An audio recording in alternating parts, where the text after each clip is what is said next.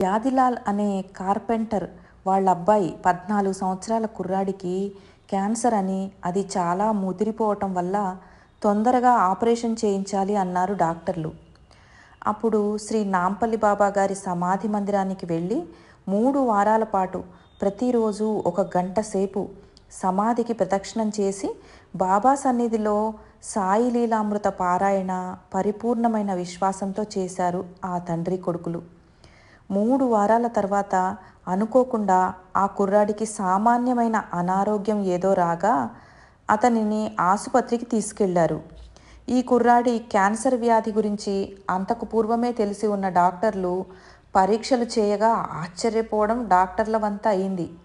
డాక్టర్లకే ఆశ్చర్యం వేసేంతగా క్యాన్సర్ వ్యాధి పూర్తిగా తగ్గిపోయి ఆ కుర్రాడికి వచ్చినది సాధారణమైన జ్వరమే అని అర్థం చేసుకున్న డాక్టర్స్ క్యాన్సర్ ట్రీట్మెంట్ ఎక్కడ చేయించారు అని అడిగారట.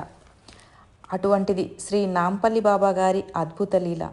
డాక్టర్లకే డాక్టర్ అయిన క్యాన్సర్ స్పెషలిస్ట్ శ్రీ నాంపల్లి బాబా గారిని ఆశ్రయించటమే మనము చేయవలసినది. దిగంబర దిగంబర శ్రీ నాంపల్లి బాబా దిగంబర.